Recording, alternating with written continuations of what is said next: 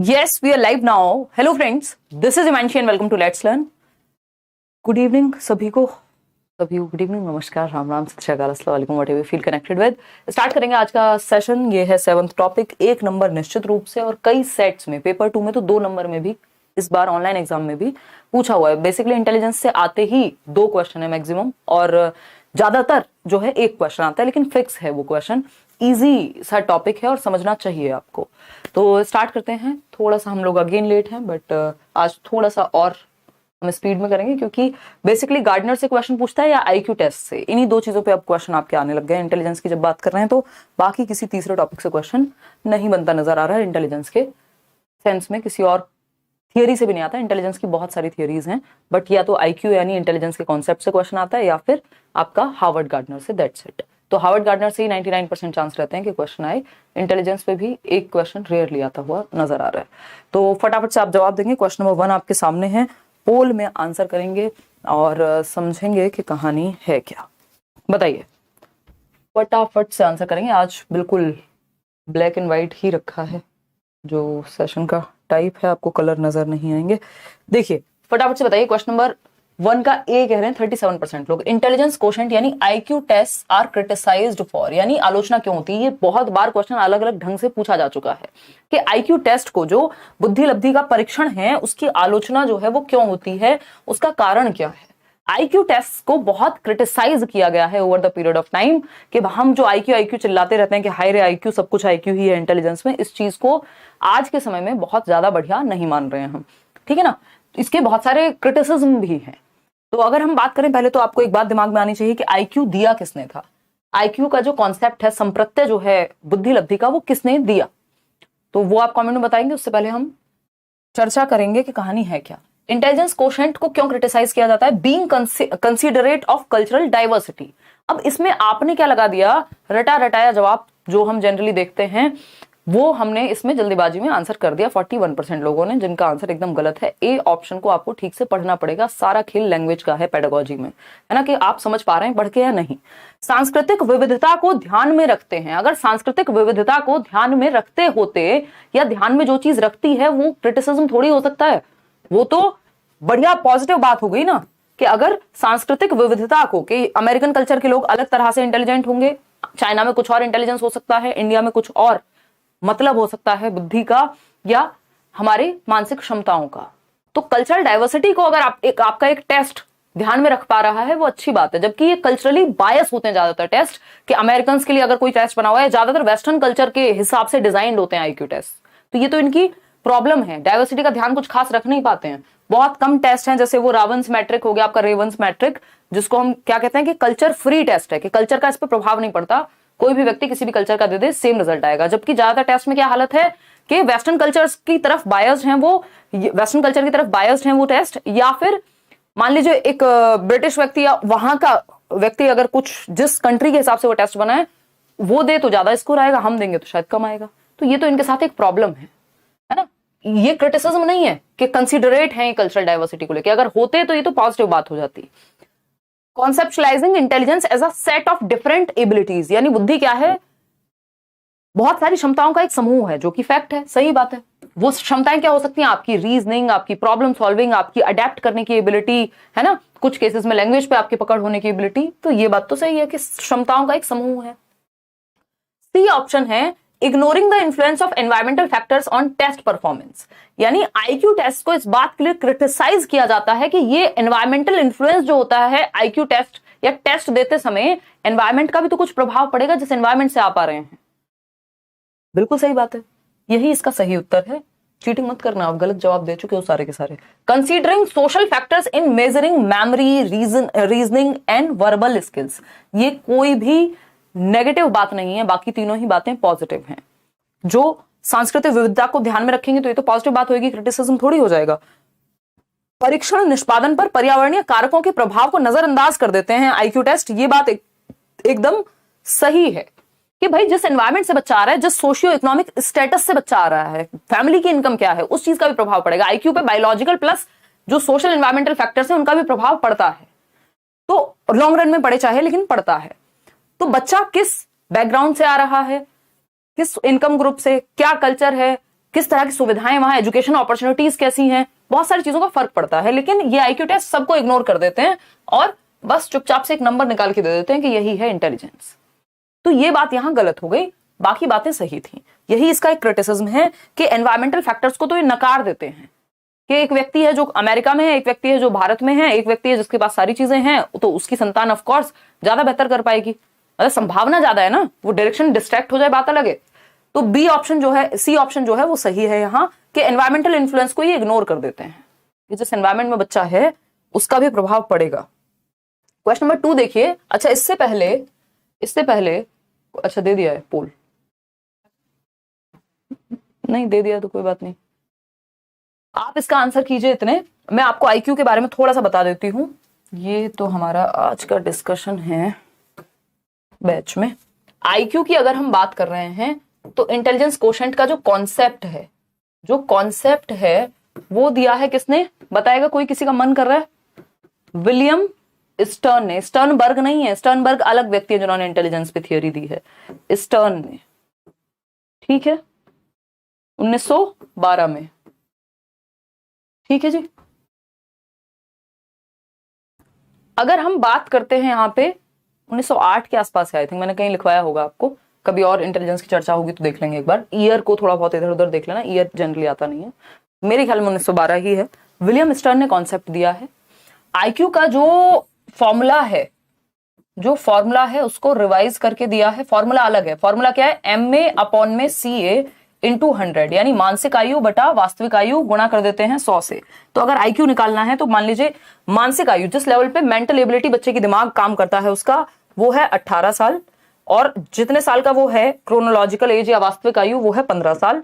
100 से गुणा कर देंगे, आईक्यू निकल करके आ जाएगा। ये फॉर्मूला है। ये फॉर्मूला प्रॉपर रिवाइज करके किसने दिया, ये दिया आपका लुई टर्मन ने 1916 में। सही बता रही हूं मैं आपको, कोई गलत नहीं है, 1912 की है वो, 1916 में स्टैनफोर्ड यूनिवर्सिटी में। 1905 की जो आप बात कर रहे हैं वो इंटेलिजेंस का पहला टेस्ट आया था एल्फ्रेड बिने के द्वारा। 1908 में, जिसकी मैं बात कर रही थी, 1908 में मेंटल एज दिया था एल्फ्रेड बिने ने। ये सब चीजें अलग अलग दी गई हैं, ये मेंटल एज एल्फ्रेड बिने ने दिया 1908 में। अगर हम बात करें, क्रोनोलॉजिकल पहले से होता था, क्रोनोलॉजिकल, क्योंकि वास्तविक आयु तो हमेशा से ही है ना। आईक्यू का कॉन्सेप्ट जो संप्रत्य दिया वो स्टर्न ने, जो फॉर्मूला रिवाइज करके दिया वो टर्मन ने।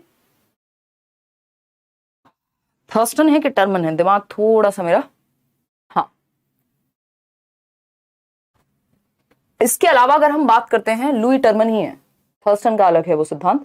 लुई टर्मन ने 1916 में स्टैनफोर्ड के अंदर ये फॉर्मूला दिया रिवाइज करके। और तीसरी एक चीज है आपकी, ये जो कहानी है हमारी मेंटल एज की, तो मेंटल एज 1908 में एल्फ्रेड बिने के द्वारा, और पहला इंटेलिजेंस का टेस्ट एल्फ्रेड बिने के द्वारा, ठीक है ना। हाँ, टर्मन ही है, कोई दिक्कत नहीं है, ठीक है जी, ओके डन। चलिए आगे बढ़े, नेक्स्ट क्वेश्चन देखते हैं। अ की कैरेक्टरिस्टिक ऑफ गिफ्टेडनेस, ये आपका टॉपिक इंक्लूसिव एजुकेशन में भी आएगा, बट क्योंकि ये इंटेलिजेंस से भी जुड़ा हुआ है ये वाला पर्टिकुलर क्वेश्चन, तो इसको समझ लेते हैं। गिफ्टेडनेस का एक कैरेक्टरिस्टिक बताना है, प्रतिभाशाली बच्चों की एक प्रमुख विशेषता बतानी है। गिफ्टेड बच्चा, गिफ्टेड से मतलब ही है कि गिफ्ट मिला है, जैसे गॉड गिफ्टेड काइंड ऑफ, कि किसी भी एक क्षेत्र में विलक्षण होगा, विलक्षण बुद्धि, या फिर हम कहेंगे एक्सेप्शनल होगा, कुछ अच्छा करेगा, कुछ डिफरेंट होगा। तो गिफ्टेडनेस का कैरेक्टरिस्टिक विशेषता पहचाननी है हमको। लैक ऑफ क्रिएटिविटी नहीं, आप लोग इसमें सही उत्तर दे रहे हैं। High levels of intellectual ability, gifted उसको कहेंगे जिसमें उच्च स्तर की बौद्धिक क्षमताएं हैं, जिसका मानसिक स्तर बाकी बच्चों से कहीं ऊपर है।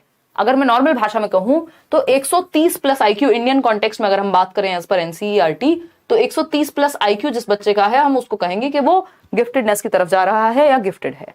90 से 110 जो है वो एवरेज आईक्यू होता है। 90 से 110 जो है वो एवरेज आईक्यू होगा। इसमें 3 चीजें हैं जो टेबल में आप ध्यान रख सकते हैं, पूरी टेबल ना भी याद रखें तो। एक तो जिसका आईक्यू बिलो 70 है तो उसको समस्या है, ये मानेंगे, वो बॉर्डर लाइन पे है, बिल्कुल बिलो 70 प्रॉब्लम है, 70 बॉर्डर लाइन होता है। 92 प्रॉब्लम है, 92 110 एवरेज बच्चा, औसत दुनिया में आधी आबादी एवरेज ही है आईक्यू के हिसाब से, 90 से 110 ही आईक्यू है। इसके अलावा अगर हम बात करें 130 प्लस आईक्यू है, दैट मींस गिफ्टेड की तरफ गया बच्चा, गिफ्टेड है, ठीक है। ये 3 जरूरी हैं। 0 to 25 में मूड कहते हैं, बिल्कुल। तो ये 3 बातें हैं। आईक्यू टेबल है टर्मन की ही, जिसके द्वारा मैं ये बात कर रही हूं। तो जो बच्चा गिफ्टेड है उसकी मानसिक क्षमता इंटेलेक्चुअल एबिलिटी जो है वो हायर लेवल की होगी, क्रिएटिविटी की कमी नहीं होगी, कम्युनिकेशन स्किल इंपेयर्ड होंगी नहीं, ज्यादातर ये देखा जाता है कम्युनिकेशन स्किल्स अच्छी होती हैं। Tendency to copy others ideas, ये तो एकदम बकवास बात हो गई है ना, कि अगर गिफ्टेड है बच्चा तो कम्युनिकेशन स्किल खराब ही होंगी, खराब हो सकती है बट होंगी ही, ये कहना गलत है। टेंडेंसी दूसरों को कॉपी करने की नहीं, वो इनोवेटिव होगा। 3 चीजें बताई हैं रेंजोली ने, जिसके आधार पर क्वेश्चन ज्यादातर बनते हैं गिफ्टेडनेस के कैरेक्टरिस्टिक के बारे में। रेंजोली ने कहा है, रेंजोली एक व्यक्ति हैं जिनका एक 3 सर्कल मॉडल है, किसको लेके, गिफ्टेडनेस को लेके। 3 रिंग कह लीजिए इसको, सर्कल भी नहीं, 3 रिंग मॉडल है, जैसे आपके वो ओलंपिक्स में नहीं होते हैं रिंग, ठीक। ACC से मैंने आपको एक शॉर्ट फॉर्म दी हुई है, ACC, सीमेंट आता था ना पहले, ACC यानी हायर एबिलिटी, क्षमता ज्यादा होती है इनमें, मानसिक क्षमता जो है, higher mental ability, higher creativity, रचनात्मकता ज्यादा होती है, कुछ नया करने की क्षमता ज्यादा होती है गिफ्टेड बच्चे में, और हायर कमिटमेंट लेवल। कमिटमेंट मतलब जब तक तोड़ेंगे नहीं तब तक छोड़ेंगे नहीं, आसानी से गिव अप नहीं करते चीजों पे, ठीक है ना। तो ये क्या हुआ, ये 3 रिंग जिसमें कॉमन है वो गिफ्टेड है, तो जो यहाँ पे कॉमन होगा वो गिफ्टेड कहलाएगा। इसमें इन्होंने आईक्यू के बारे में ना बात करके, मतलब आईक्यू ज्यादा है, हायर एबिलिटी 130 प्लस आईक्यू मान लीजिए आप, हायर क्रिएटिविटी, रचनात्मकता ज्यादा है बाकी बच्चों से, और कमिटमेंट भी ज्यादा है, किसी कार्य के प्रति डटे रहने की क्षमता। तो ये ACC जरूर याद रखना होता है, इससे एक क्वेश्चन आपका हर हालत में सॉल्व हो जाएगा। तो A option is the right answer. Question number 3 पे चलेंगे, फटाफट से देखेंगे। क्वेश्चन नंबर 3 है, individuals with dash are able to distinguish between specific pitches, tones and rhythms that में मिस। मतलब क्या है, डैश वाले व्यक्ति विशिष्ट स्वरों, लय और ताल के बीच अंतर करने में सक्षम होते हैं, जिसे पहचानने में अन्य चूक सकते हैं। मतलब किस प्रकार की बुद्धि होगी, जो लोग जो पिचेस हैं, पिचेस समझते हैं, टोन्स, पिचेस, हाई पिच पे बोल रहा है कोई, थोड़ा सा तेज आवाज में, कोई लोअर पिच पे बात करेगा, टोन में उतार चढ़ाव होता है, इंटोनेशन बोलते हैं आवाज में उतार चढ़ाव को, है ना। रिदम्स, रिदम आप म्यूजिक सुनते होंगे, नोट्स होते हैं, जिनको ज्यादा शौक होता है म्यूजिक का तो नोट्स होते हैं, वो कई लोग होते हैं जिनको धम धम पसंद होती है, सिर्फ बेस चाहिए उनको, तो रिदम्स, है ना। हाँ, शौर्य को, दैट अदर में मिस, यानी दूसरों को शायद वो टोन, जैसे अभी हम कल परसों हमारी नई कार आई है तो हम गए हुए थे, निशा साथ में ही थी, तो कोई गाना था तो वो उसका म्यूजिक सिस्टम कंपेयर टू जो हमारी पहले वाली गाड़ी है उसके कंपैरिजन में थोड़ा कमजोर है, ये कहेंगे हम, अच्छा है वैसे। तो हम वही बात कर रहे थे कि यार ये मनाली ट्रेंस सॉन्ग है, आपको बताइए कि यार ये बीट्स को जस्टिफाई नहीं कर पा रहा है ये वाला म्यूजिक सिस्टम, ये शोर मचाने के लिए बढ़िया है, पंजाबी गाने चलाओ इसमें, लेकिन अगर आपको एक एक नोट चाहिए तो वो थार में मजा नहीं आएगा, उसके लिए नया सिस्टम लगवाओ, या तो या ऑडियो में जाके सुनो, या किसी और जो भी आपके पास अच्छा सिस्टम हो। तो बेसिकली जिनको म्यूजिकल इंटेलिजेंस है जिनके अंदर, वो डिस्टिंग्विश कर पाएंगे जो स्पेसिफिक पिचेस होती हैं, हाई और लो, नोट्स हो गए, रिदम्स हो गए, टोन हो गया, इंटोनेशन, उतार चढ़ाव आवाज में, तो किसके अंदर होगी ये म्यूजिकल इंटेलिजेंस है ना। मैं ये नहीं कह रही म्यूजिकल इंटेलिजेंस मेरे अंदर वो वाला हो गया AR रहमान वाला, मतलब वेरिंग डिग्रीज में हो सकता है ना, सब में अलग अलग बुद्धि का प्रकार, खिचड़ी है हम लोग तो वैसे भी, ठीक। तो ये क्या होगा, म्यूजिकल इंटेलिजेंस यानी संगीत में बुद्धि, ठीक है। म्यूजिकल इंटेलिजेंस जिस व्यक्ति में पाई जाएगी उसमें साउंड को लेकर के सेंसिटिविटी होगी, म्यूजिकल रिदम्स को लेकर के सेंसिटिविटी होगी, टोन, ये सारी चीजों को ज्यादा वो अच्छे बेहतर तरीके से समझ पाएगा या कंपोज कर पाएगा, म्यूजिक को बनाना, समझना, ये सब चीजें आएंगी। तो म्यूजिकल इंटेलिजेंस में मजाक से हटके अगर हम देखें, AR रहमान, लता मंगेशकर जी, या जो लोग कंपोज करते हैं म्यूजिक को वो लोग, इवन जो डीजेस भी आप देखते हैं आजकल पार्टी में, उनमें भी कुछ हद तक बाकियों से ज्यादा म्यूजिकल इंटेलिजेंस हो सकती है ना।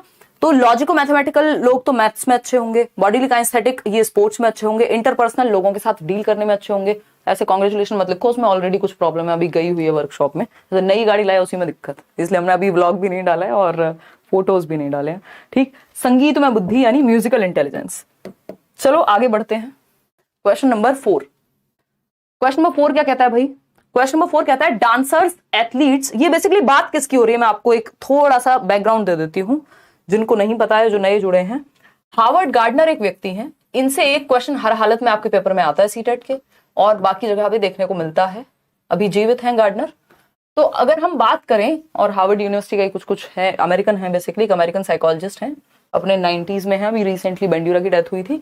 तो हार्वर्ड गार्डनर ने मल्टीपल इंटेलिजेंस, बहुबुद्धि का सिद्धांत दिया, और इसमें 8 प्रकार की बुद्धि है। इन्होंने कहा है अलग अलग प्रकार की बुद्धि हो सकती है लोगों में, आईक्यू में मत बांटो, आईक्यू कोई सही क्राइटेरिया नहीं है। इन्होंने इंटेलिजेंस टेस्ट वगैरह को काफी खराब कहा, और ये नहीं कहा कि इंटेलिजेंस एक फिक्स्ड एबिलिटी है। इन्होंने कहा अलग अलग लोगों में अलग अलग मात्रा में इंटेलिजेंस हो सकती है, कोई म्यूजिक में अच्छा हो सकता है, कोई स्पोर्ट्स में अच्छा हो सकता है, तो ये आईक्यू को नहीं मानते, वहीं से एक क्वेश्चन निकल के आया था। ठीक, अगर हम सचिन तेंदुलकर को लॉजिको मैथमेटिकल एबिलिटी के बेसिस पे जज करेंगे तो शायद हम जस्टिफाई नहीं कर पाएंगे, फिर हम कहेंगे उनको मैथमेटिशियन होना चाहिए, जबकि उनमें क्या है, उनमें बॉडीली काइनेस्थेटिक इंटेलिजेंस ज्यादा पाई जाएगी, स्पोर्ट्स पर्सन है भाई। ठीक है ना। तो क्वेश्चन नंबर 4 कहता है dancers, athletes and actors possess high dash as per Harvard Gardner's theory. बताइए, फटाफट से बताइए। कोई कह रहा है ऑफलाइन एग्जाम के लिए सिटी चेंज होने का कोई चांस नहीं है क्या? उज्जवल, मुझे नहीं लगता कि ऐसा मौका देंगे, फिर उसमें कई दिन तक समस्याएं रहने वाली हैं। ये अपने आप ही रैंडमली मिल जाएगा आपको, आपकी सिटी के आसपास जो भी आपने सेंटर भरा होगा। लेट्स सी, बाकी अगर 1% ऐसा कुछ हुआ तो बता ही दिया जाएगा, बट मुझे लगता नहीं है ऐसा। सी ऑप्शन 82% लोग कह रहे हैं, यानी dancers, athletes and actors possess high dash as per Harvard Gardner. Special intelligence होती है डांस करने वाले लोगों में, एथलीट्स में, जो स्पोर्ट्स पर्सन है, क्रिकेटर हैं, विराट कोहली हुए, सचिन तेंदुलकर हुए, साइना नेहवाल, है ना, और भी हम कितने भी, अभी पहलवानों की बात चल रही थी जो लोग प्रोटेस्ट कर रहे थे, तो उनमें भी किस एथलीट हुए ना, वो भी एक तरह से, तो उनमें भी ये इंटेलिजेंस पाई जाएगी। एंड एक्टर्स में भी, एक्टर्स में क्यों? क्योंकि वो डांस भी कर रहे हैं, डिफरेंट डिफरेंट चीजें परफॉर्म भी कर रहे हैं, स्टंट भी कर रहे हैं, तो ये सब क्या हुआ, बॉडी से काम हो रहा है, तो ये बॉडीली काइनेस्थेटिक इंटेलिजेंस है। ठीक, special intelligence, linguistic intelligence, intrapersonal, भाई थोड़ी बहुत मात्रा में इन सब की जरूरत होगी, लेकिन मुख्य कैरेक्टरिस्टिक किसका है? ये बॉडीली काइनेस्थेटिक इंटेलिजेंस के बिना काम नहीं चल पाएगा। आप डांसर नहीं हो सकते यदि आप अपनी बॉडी को पूरा मैनिपुलेट करना नहीं जानते हैं, या जिम्नास्ट हो गए, स्पोर्ट्स पर्सन हो गए, है ना, नोरा फतेही मतलब देना है कोई। ठीक है, तो ये क्या हुआ, शारीरिक गति संवेदनात्मक बुद्धि। हाँ, कोई लिख रहा है सपना चौधरी, सब जो भी लोग डांसर हैं, एक्टर्स भी हैं, इवन एथलीट्स हैं, डांसर्स हैं, मतलब जो भी बॉडी से कुछ भी कर रहे हैं, जिम्नास्ट हैं, स्विमर्स हैं, तो ये चाहिए होती है बॉडीली काइनेस्थेटिक इंटेलिजेंस। इसका मतलब उनमें है शारीरिक गतिक संवेदनात्मक बुद्धि, यानी बॉडी को मैनिपुलेट करने की क्षमता है उनमें, वो बॉडी से काम ले सकते हैं। क्वेश्चन नंबर 5 देखिए एक बार, which of the following intelligence type is not proposed by Howard Gardner in his theory of multiple intelligences. यानी हार्वर्ड गार्डनर ने अपने बहुबुद्धि सिद्धांत में निम्न में से किस बुद्धि प्रकार को शामिल नहीं किया है? मैंने आपको बताया 8 प्रकार की बुद्धि की बात हुई है तो इससे भी ज्यादा आज के समय में, लेकिन आपको 8 ही मानने हैं। उसका रीजन है एनसीईआरटीज आपकी 8 को ही अभी तक कंसिडर करती हैं, तो आपको एक्स्ट्रा में बहुत आगे नहीं जाना है। इस पे मैंने एक वीडियो बनाया हुआ है, जिन्होंने ये थियोरी ना देखी हो सर्च कर लीजिएगा, multiple intelligence by Himanshu Singh या हार्वर्ड गार्डनर, लेट्स लर्न, कुछ भी लिखोगे आ जाएगा, गूगल पे भी, यूट्यूब पे भी। सी ऑप्शन 83% लोग कह रहे हैं, यानी which of the following type is not proposed by Gardner, यानी किसी और का है वो टाइप। इन्होंने एक बुक दी थी फ्रेम्स ऑफ माइंड करके 1983 में, जिसमें ये 7 प्रकार बताए थे शुरुआत में बुद्धि के, फिर बाद में 8 हो गए, 9, 10, 11 हुए। चलिए खैर, नेचुरलिस्टिक इंटेलिजेंस बिल्कुल ये है, गार्डनर वगैरह में पाई जाएगी। गार्डनर मतलब जो माली हैं या फिर फार्मर हैं, जो लोग एनवायरमेंटलिस्ट हैं, उन सब में नेचुरलिस्टिक इंटेलिजेंस पाई जाएगी, है ना। या फिर इवन जो डॉग लवर, कैट लवर, ये सब भी एनवायरमेंट को ही, उनमें मतलब एनवायरमेंट को लेके ज्यादा प्यार है, तो नेचुरलिस्टिक इंटेलिजेंस कहीं ना कहीं उनमें भी है। स्पेशल इंटेलिजेंस, स्पेशल होती है जो स्पेस से संबंधित हो, दिशाओं को लेकर के ज्ञान, है ना, मूर्तिकार वगैरह हो गए। कॉम्प्रीहेंशन इंटेलिजेंस की बात कोई भी गार्डनर ने अलग से नहीं की, ये किस में आ जाएगा, लिंग्विस्टिक इंटेलिजेंस में आ जाएगा कॉम्प्रीहेंशन जो है आपका, कि आप भाषा को समझ अच्छा पाते हैं। इंटरपर्सनल इंटेलिजेंस है एक दूसरे को समझने में बेहतर होना। इसका मैं अभी से आपको एग्जांपल्स इसलिए नहीं दे रही हूँ क्योंकि आगे क्वेश्चंस आने वाले हैं, फिर आपको पहले से पता लग जाएगा जवाब क्या देना है, इसलिए मैं ज्यादा आपको डिटेल में नहीं बता रही। तो आंसर क्या हुआ उसका भाई? उसका सिंपल आंसर है कॉम्प्रीहेंशन इंटेलिजेंस, ये 8 प्रकार में नहीं आता। क्वेश्चन नंबर 6 देखिएगा एक बार, क्वेश्चन नंबर 6 क्या कहता है, फटाफट से बताओ। क्वेश्चन नंबर 6 क्या कहता है, बताइए। स्क्रीन क्लियर नहीं है यार, यहां से क्लियर है, आप अपने एंड पे ना सेटिंग का ऑप्शन होता है, फिर उसमें सेटिंग वाले बटन पे टच करोगे, ऑप्शन पे, फिर जाओगे, क्वालिटी 480p दिखा रहा है, देखो मुझे भी, और मुझे 480 में भी क्लियर दिख रहा है, तो 1080p कर लो उसको, तो एकदम क्लियर दिखेगा, है ना, एकदम क्लियर दिखेगा। ठीक, जितना क्लियर मैं खुद को नहीं देख पा रही हूँ आप देख पाएंगे। देखिएगा एक बार, बताइए, फटाफट से जवाब दीजिए। लाइक शेयर करना आजकल आप भूल जाते हैं, और मैं भी थोड़ा सा बिजी हो जाती हूँ डिस्कशन में। देखिए C option, the capacity to detect and respond appropriately to the moods, motivations and desires of others, ये वर्ड इंपॉर्टेंट है, others, दूसरों की इच्छाओं, दूसरों की अभिप्रेरणाओं, दूसरों के मूड, मिजाज कैसा है, अभी पापा गुस्से में होंगे, है ना, आज पापा का मूड अच्छा है तो इस हिसाब से बात कर लो, बेटा फोन चाहिए नया तो जाके मक्खन मक्खन लगा दो, है ना। ये क्या है, इंटरपर्सनल इंटेलिजेंस है, जो निशा मेरे साथ करती रहती है अक्सर, है ना। तो ये क्या है, तो ये डिजायर्स, दूसरों की डिजायर्स को, दूसरों की इच्छाओं को समझ पाना, दूसरों की मोटिवेशंस, कौन किस बात से मोटिवेट होगा, है ना। जैसे हम लोग कुछ कुछ काम करते हैं, कई बार मीटिंग्स होती हैं, कई बार ऑफर्स आते हैं बहुत सारे, तो सामने वाले लोग बहुत कोशिश करते हैं कि यार इस बात पे, तो सामने वाले की मोटिवेशन क्या है, लोगों की, ज्यादा लोगों की मोटिवेशन पैसा है, तो अब वो कहीं ना कहीं से घुमा फिरा के बात आती है, फिर अंत में जो है चीजें गड़बड़ हो जाती हैं, क्योंकि वो सही जगह पिच नहीं कर पा रहे होते हैं, ठीक है ना। ऐसा नहीं है कि मेरी पैसे से कोई दुश्मनी है, बट वो मुख्य चीज नहीं है। देखिए, तो अगर हम बात करें, desires of others is a characteristic of dash intelligence, यानी इंट्रापर्सनल इंटेलिजेंस का उदाहरण है। इंट्रा में तो अदर्स की बात नहीं होगी, सेल्फ की बात होगी। अगर यही पूरा क्वेश्चन एज इट इज होता, बस डिजायर्स ऑफ सेल्फ लिख लेते, यानी खुद की इच्छाएं, खुद के मूड, खुद के मोटिवेशन को समझ पा रहे हैं अगर, तो वो इंट्रापर्सनल है। अगर दूसरों को समझने में अच्छे हैं तो इंटरपर्सनल, जैसे इंटर स्टेट, इंटरनेशनल, मतलब दो या दो से अधिक लोगों की बात हो रही है। इंट्रा का मतलब होता है स्वयं में, इंट्रा मतलब सेल्फ। काइंस्थेटिक होता है बॉडीली काइंस्थेटिक, दौड़ना, भागना, sports, dance. Interpersonal is the right word, यानी C option is the right word, या right type of intelligence. Naturalistic जो है वो गार्डनिंग से संबंधित होगा, तो अंतर्व्यक्तिक बुद्धि, अंतःव्यक्तिक होगी तो अंदर, ये क्या है, अंतर्व्यक्तिक, ठीक है, क्या है, अंतर्व्यक्तिक। क्लियर है बात, कोई दिक्कत परेशानी। कह रहा है आपकी निशा से दुश्मनी है, कोई तो कह रहा है भाई, सौम्या कह रही है नहीं दुश्मनी नहीं है, अभी आपने टांग खींचना नहीं सीखा है दोस्ती में, फिर है अगर आपको इतनी बातों पे दुश्मनी लग जाती है। देखिए क्वेश्चन नंबर 7 देखिएगा, क्वेश्चन नंबर 7 देखिए, Ahmed wants to become a psychotherapist. इसलिए मैंने आपको इससे पहले वाले क्वेश्चन में ज्यादा एक्सप्लेन नहीं किया था, ताकि आप कंफ्यूज ना हो या आपको पहले से जवाब ना मिल जाए। अहमद एक व्यक्ति है, बच्चा है, जो भी है, इंसान है, wants to become a psychotherapist. Psychotherapist समझते हैं भाई, मनोवैज्ञानिक या परामर्शदाता बनना है उसको, काउंसलर बनना है, लोगों की मदद करनी है ना। कल को आपको एंजाइटी हो, डिप्रेशन हो, ईश्वर ना करे हो, बट हो जाएगा या हो सकता है, जैसा आजकल के माहौल और हालात हैं, ठीक है ना। तो अगर इस तरह का आपको परामर्शदाता बनना है, मनोपचारक बनना है, एक काउंसलर बनना है, ताकि आप लोगों को सलाह दे सकें। अच्छा रवि, मैं एक बार बात करती हूँ टीम से। As per Harvard Gardner's theory of multiple intelligences, his teachers should provide opportunities to enhance his. तो एक बच्चा अहमद, उसके टीचर्स को किस तरह के अवसर उसको प्रदान करने चाहिए, यदि आप चाहते हैं कि जो बच्चा चाहता है वो बन पाए, यानी साइकोथेरेपिस्ट बन पाए। तो साइकोथेरेपिस्ट क्या करता है, अलग अलग तरह के क्लाइंट्स जाएंगे उनके पास, है ना। अब वो वहां जाके अपने सारे दुखड़े भी रोएंगे। मूवी याद कीजिए, डियर जिंदगी, है ना, शाहरुख खान, आलिया भट्ट।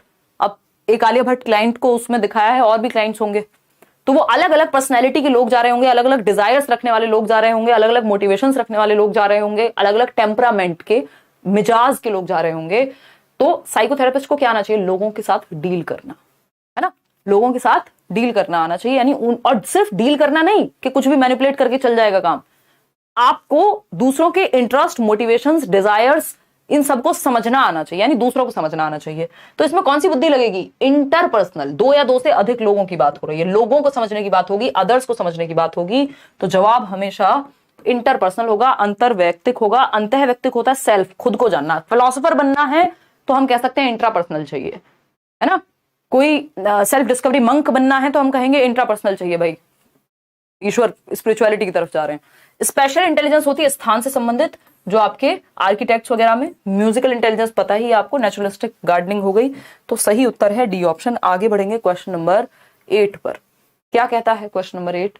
क्वेश्चन नंबर 8 देखिएगा, विच of the following is not a characteristic of students with giftedness, यानी कि कौन सा एक लक्षण नहीं है गिफ्टेड बच्चे का। गिफ्टेड बच्चा कौन है, जो ज्यादा मानसिक बुद्धि या मानसिक क्षमता रखता है अपनी एज के बच्चों से, उसकी मानसिक क्षमता, उसका आईक्यू ज्यादा है।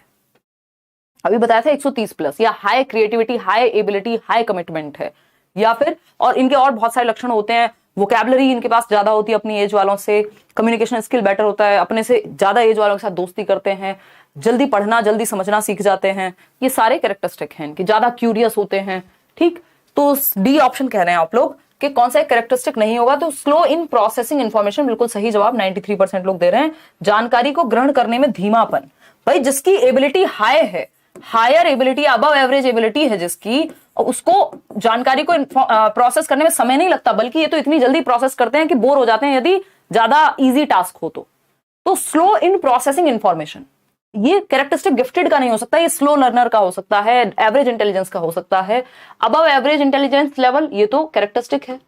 हायर ऑर्डर प्रॉब्लम सॉल्विंग, यानी ये उच्च स्तर की समस्याओं को सॉल्व करते हैं। HOTS, higher order thinking skills वाले क्वेश्चंस इनको आसानी से कर पाते हैं। High motivation to master skills, मतलब कमिटमेंट होती है, हाई कमिटमेंट, वही बताया था ना अभी, हाई कमिटमेंट होती है, यानी प्रॉब्लम सॉल्व करने के लिए हटते नहीं है, जब तक तोड़ेंगे नहीं, दशरथ मांझी वाला एग्जाम्पल, जब तक तोड़ेंगे नहीं तब तक छोड़ेंगे नहीं, ठीक है ना बात। तो लेकिन स्लो नहीं होंगे प्रोसेस करने में इंफॉर्मेशन को, ये जल्दी सीखते हैं किसी भी चीज को। क्वेश्चन नंबर 9 देखिएगा फटाफट से, क्या कहता है क्वेश्चन नंबर 9, बताएंगे, देखेंगे। The abilities in dash include manipulating images, graphic skills and reasoning, anything that would include more than 2 dimensions. ध्यान से समझिएगा, 2 डायमेंशंस यानी 3D में समझने की क्षमता है व्यक्ति में, जो सामने नहीं है उसको भी वो दिमाग में इमेजिन करके एक मैप पे बना सकता है, घर का नक्शा बनाना हो, है ना। इंटीरियर डिजाइनर्स होते हैं जो आपको दिखाएंगे, देखेंगे आपका घर या कोई भी स्पेस, और उसको कुछ का कुछ बना के रख सकते हैं। क्यों? क्योंकि उनके पास वो इमेजिनेशन है, वो ग्राफिक स्किल्स है उनके ब्रेन में, वो रीजनिंग पावर है, किस स्पेस में क्या लगना चाहिए, कहाँ पे गमला रखेंगे, कहाँ पे झाड़ू रखेंगे, है ना। या फिर मान लीजिए कोई कार का ही जो भी नक्शा बनाने, किसी ना किसी ने तो वो डिजाइन की होगी ना, डिजाइनर है, अगर कोई ग्राफिक स्किल्स वो चाहिए ना। एक जो आप ये स्क्रीन पे देखते हैं कोई अच्छी इमेज बनी हुई, तो उसके लिए भी कोई ग्राफिक डिजाइनर लगा होगा, ठीक है ना। तो ए ऑप्शन जो है लॉजिको मैथमेटिकल कह रहे हैं कई लोग। यार ग्राफिक स्किल्स है, इमेजेस को मैनिपुलेट करने की बात हो रही है, और आप कह रहे हैं कि लॉजिको मैथमेटिकल हो गया।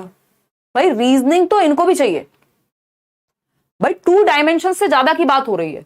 अब ये सिर्फ एक वर्ड रीजनिंग आ गया इसलिए लॉजिको मैथमेटिको मत लगा दो। जब तक यहाँ रीजनिंग मैथमेटिकल की बात नहीं होती, आप बाकी पूरी लाइंस भूल गए, सिर्फ एक वर्ड पे चले गए कि एंड रीजनिंग। तो तर्क तो भाई ग्राफिक स्किल में भी चाहिए, इमेजेस को चलो उसमें तो उतना नहीं चाहिए मैनिपुलेट करने में, लेकिन फिर भी मैनिपुलेट करने में ये वाली इमेज यहाँ नहीं यहाँ लगेगी, ये भी तो रीजनिंग लगेगी इसमें। अगर आप एक अच्छा सा पोस्टर भी बना रहे हैं तो उसमें भी तो कहीं ना कहीं आप सोचोगे ना ये वाली चीज यहाँ नहीं यहाँ आनी चाहिए, तो कहीं ना कहीं रीजनिंग तो प्रयोग हो ही रही है। ग्राफिक स्किल्स हो गई, 2 डायमेंशंस के बियॉन्ड सोचना, यानी ये बिल्डिंग बन के ऐसी लगेगी अभी खाली जमीन है, ये क्या है, बुर्ज खलीफा बनाया होगा किसी ने, भाई 2 डायमेंशंस के अराउंड सोचा तो होगा ना पहले से। तो ये स्पेशल इंटेलिजेंस कहलाती है, जो आपके आर्किटेक्ट्स में होती है, आपके मूर्तिकार स्कल्पचर्स में होती है, ठीक है ना। तो ऐसी गड़बड़ नहीं करनी है, लॉजिको मैथमेटिको।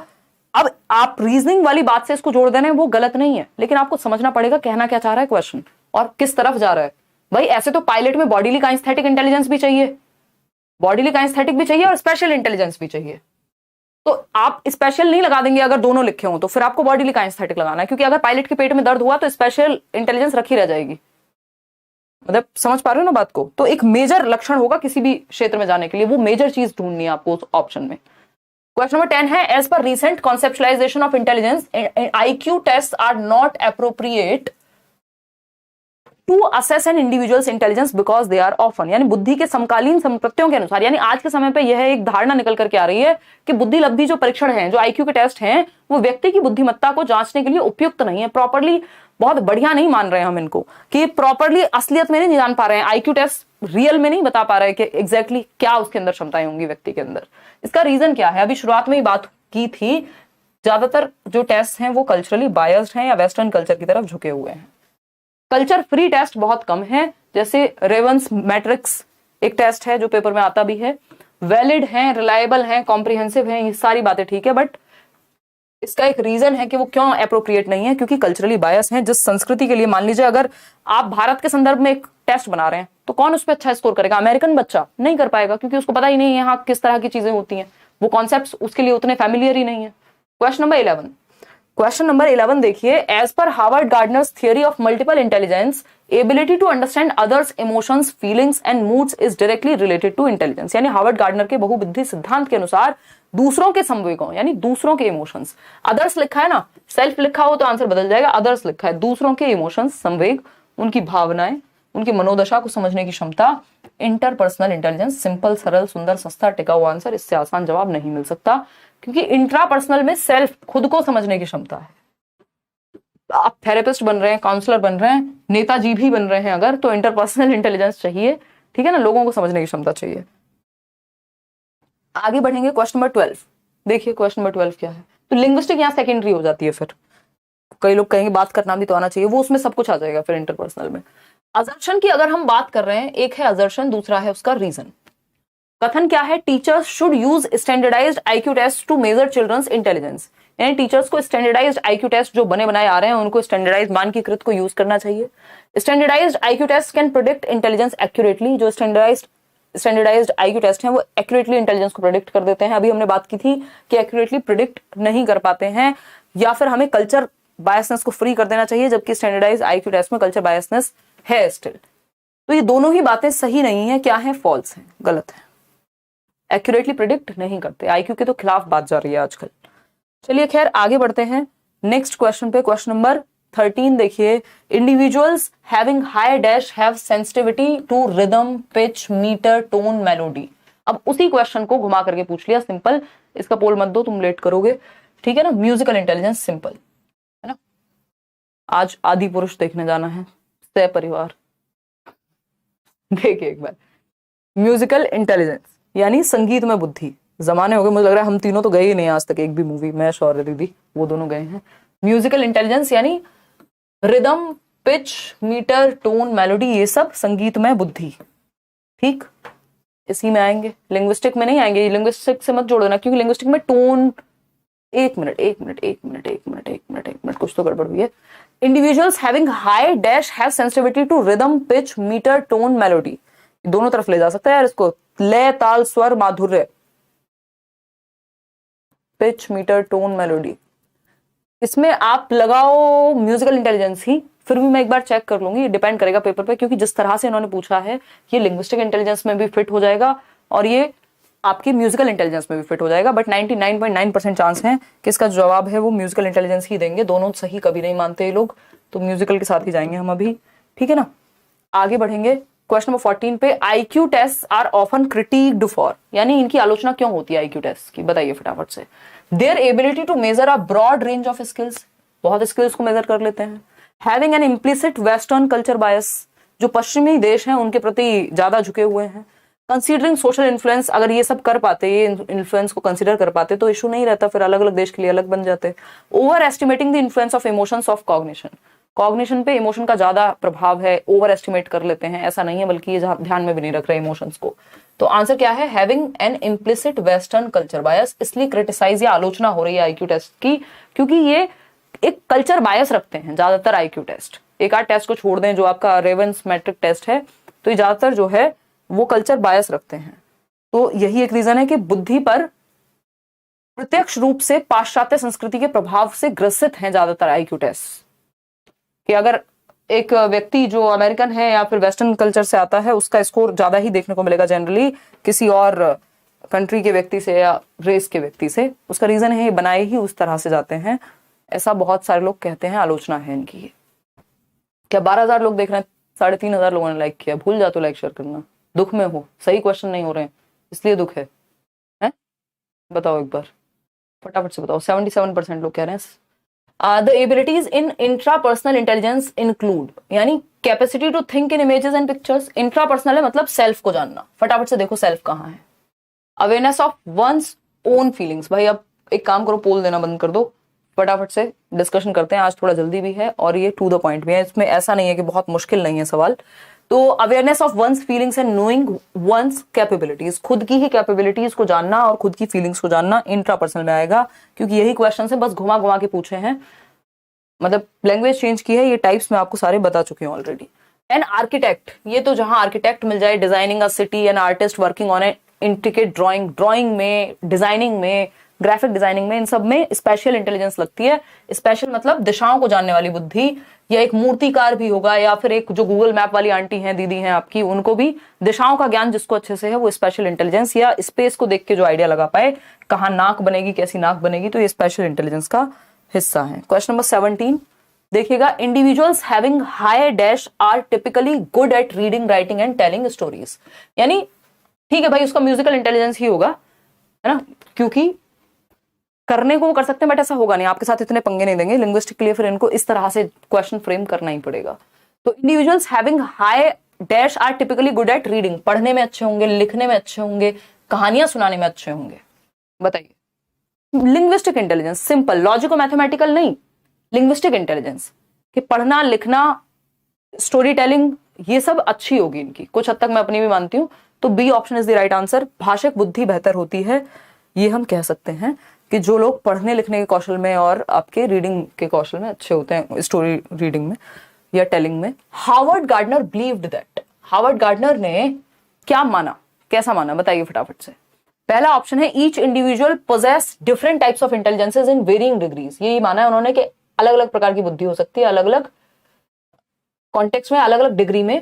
भाई आपको म्यूजिकल इंटेलिजेंस भी हो सकती है, जैसे मैंने बताया गाना सुनने का उदाहरण, हो सकता है मेरे अंदर भाषिक बुद्धि भी हो, लेकिन कौन सी बुद्धि का प्रकार किस डिग्री में है, हो सकता है भाषिक बुद्धि सबसे ज्यादा हो सकता है इंटरपर्सनल सबसे ज्यादा हो, म्यूजिकल भी हो, तो सब में सब कुछ है लेकिन डिग्री का अंतर है, ये बात कह रहे हैं।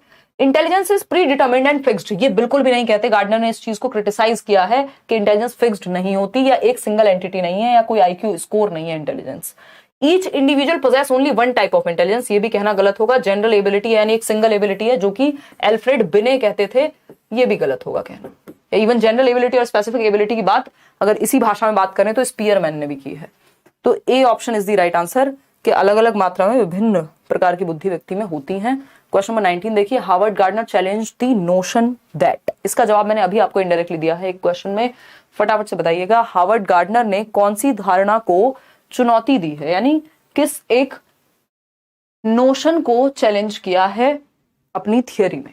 इंटेलिजेंस एक pre determined and fixed entity है, यानी निश्चित होती है, निश्चित मात्रा में होती है, एक आईक्यू टेस्ट के फॉर्म में आप उसको देख सकते हो, पहले से सुनिश्चित है, बढ़ाया नहीं जा सकता, काम नहीं कर सकते। Intelligence is a broad concept that is not unitary, ये बात सही है। यूनिटरी थियरी किसने दिया, एल्फ्रेड बिने ने, कि एक सिंगल यूनिट है या एक सिंगल ही टाइप है, ये बात सही है कि ये एक ब्रॉड कॉन्सेप्ट है और यूनिटरी नहीं है। There are multiple forms of intelligence, ये बात भी सही है।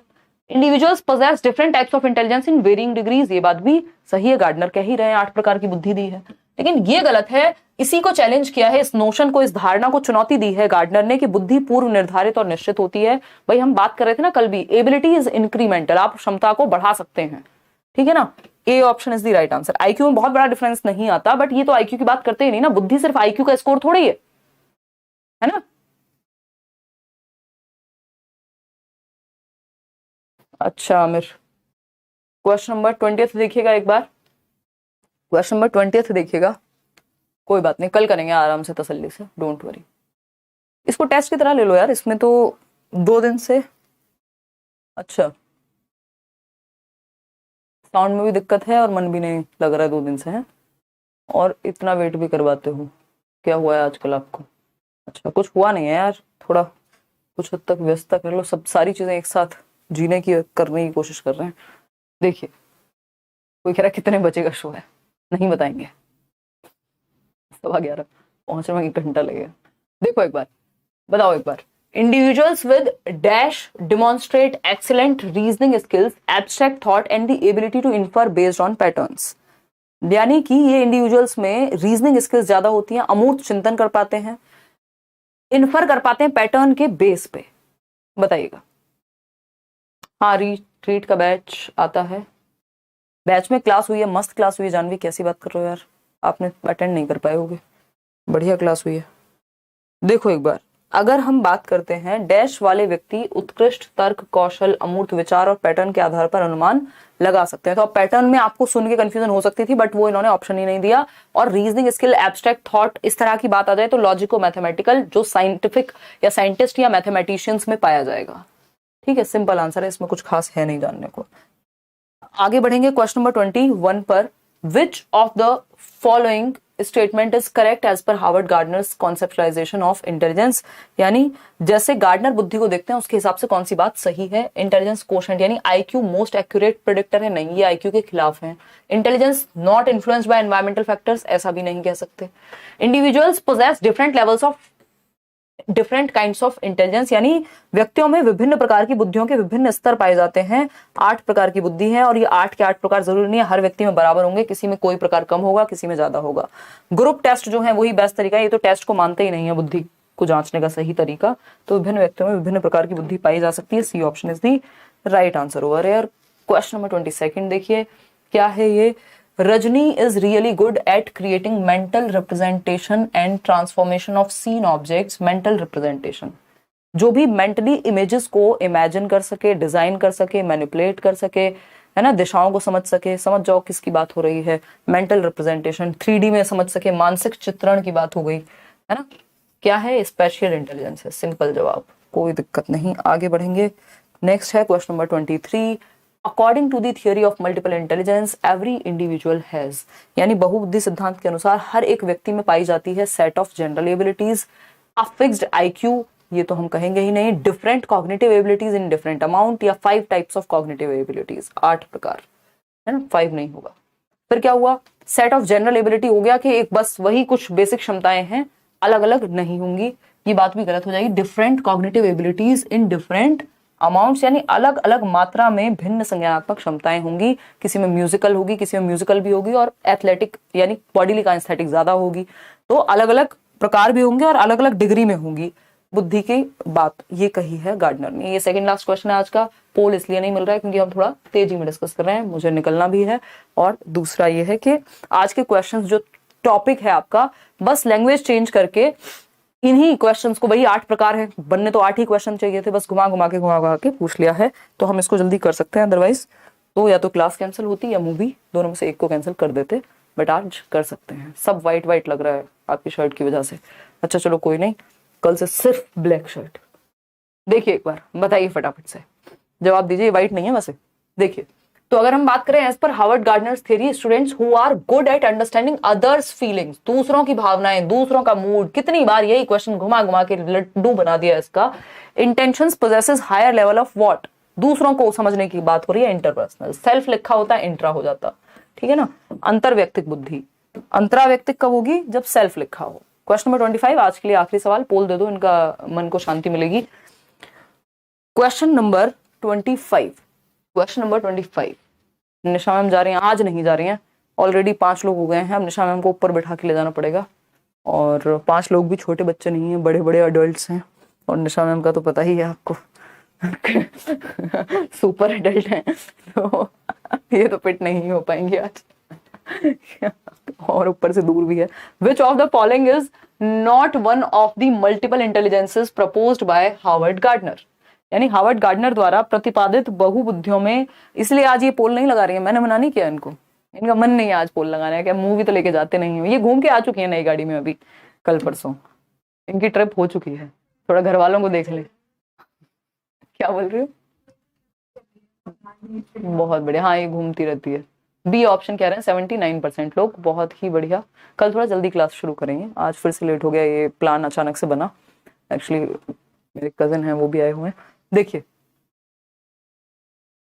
many Ramayana will come and go, but this Ramayana and its characters will always remain in our hearts forever and ever. जय श्री राम। अच्छा ऐसा है कि कुंजन, अब देख के ही बताएंगे, पहले से पहले इतनी बात नहीं।